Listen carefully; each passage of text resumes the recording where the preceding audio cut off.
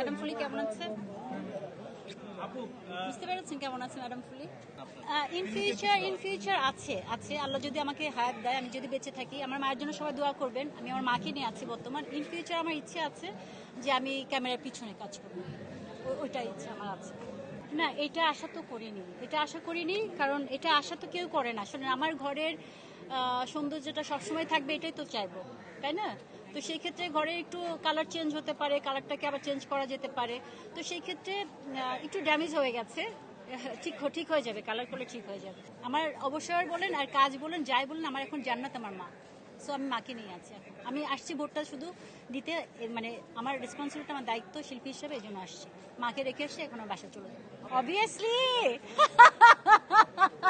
আমি জানি আপনি এই প্রশ্নটা করবেন, আপনি করবেন না, অন্য কেউ একজন করবে অবভিয়াসলি।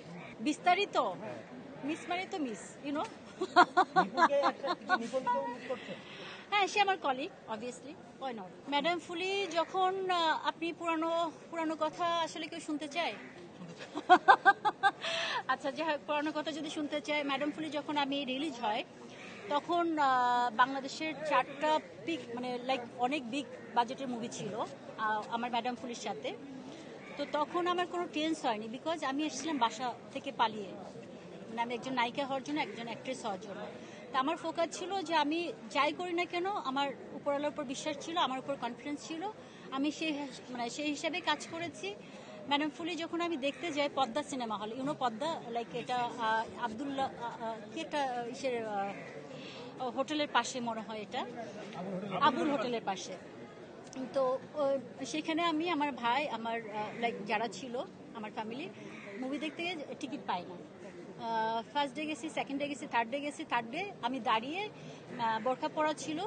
তো ওই দিনের অনুভূতিটা আসলে পৃথিবীতে, আমি মা হইনি, মায়ের স্বাদটা আমি জানি না, তবে আমার মাকে আমি ফিল করি যে আমরা 11 ভাই বোন।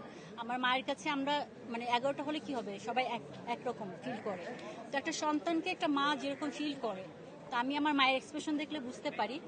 তো সেই ক্ষেত্রে আমার ওই ফিলটা ছিল। Enough is enough. আল্লাহ যদি এরপরে কিছু চায় আমাকে, আর উনি ইয়ে করবে না। আমি মানুষকে ভালোবাসতে চাই, এটা আমার চাওয়া। আল্লাহ, এটা বললে কান্না আসবে। কান্না আসলে সবসময় আসে, মানে শহীদ ইসলাম খোকন স্যার, যিনি আমাকে এই জায়গাটা, সিমলাটা, মানে যে নামটা ধারণ করেছি, ওনার পরিবার, ওনার ওয়াইফ এখনো আমার এই জায়গাটাতে আছেন। উনি আমার অনেক অনেক ভালো লাগার মানুষ, অনেক ভালোবাসার মানুষ। এখনো তাদের সাথে, তাদের পরিবারের সাথে আমার ভালো সম্পর্ক আছে। কখনবার জন্য অনেক খারাপ লাগে, অনেক খারাপ লাগে। না, অবভিয়াসলি আমি অনেক ভালো লাগছে, মানে সবসময় বরাবরই ভালো লাগে। তো কিছু জিনিস মিস করছি, আগে কিছু ফ্রেন্ডদেরকে মিস করছি, নাম বলতে পারছি না। তো তারা অনেকে দেশের বাইরে আছে, অনেকে দেশের মধ্যে আছে, তো তাদেরকে অনেক মিস করছি। কারণ শিল্পী তো আমরা একই জায়গায়, মানে একই ঘরের মধ্যেই থাকি। তো সেই ক্ষেত্রে কেউ দূরে চলে গেলে তাদেরকে মিস করতে হয়। সো আমি সেটা করছি, এইটুকু পার্থক্য। না, আমি এই মুহূর্তে পর্দায় দেখেন, আর পর্দায় দেখতে চাই না, যথেষ্ট দেখেছেন। হ্যাঁ জি, একজন শিল্পী হিসেবে সমস্ত শিল্পীদেরকে নিয়ে ডিরেক্টরদেরকে উৎসাহ দিতে হবে।